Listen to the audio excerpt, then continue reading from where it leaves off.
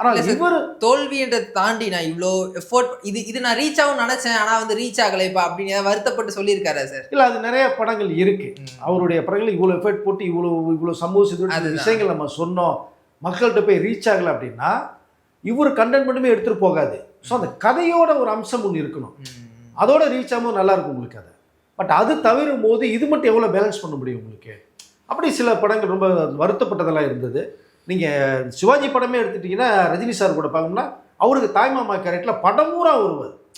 ரஜினிக்கு ஈக்குவலாக இந்த கேரக்டர் தூக்கிட்டு போகிறதே விவேக் கேரக்டர் தூக்கிட்டு போகும். அப்போ அந்த மாதிரி ஈக்குவல் ஸ்ட்ரென்த்லேயும் பண்ணார். அவர் இன்னொரு படங்கள் வந்து ஹீரோவும் பண்ணியிருக்காரு. கிட்டத்தட்ட ஒரு 7 படங்களுக்கு மேலே இந்த தயாரிச்சிருக்காரு. ஸோ இவ்வளோ ஒரு பன்முகம் கொண்ட ஒரு கலைஞர் அவர். சினிமாக்குள்ளே வந்து இது நல்ல திறமையானவர், படித்தவர், அறிவாளி. நான் தான் முதலே சொன்னேன், சிந்தனையாளர். அப்துல் கலாம் ஐயா அவர்கள் நெருங்கிய நட்பு வட்டாரத்துக்குள் இருந்தவர். அதெல்லாம் கேட்கணும்னு நினைச்சேன். பிரதமர் மோடி அவர்கள் பாராட்டிக்குரியவர், அரசியலில் செல்வாக்குள்ளவர்.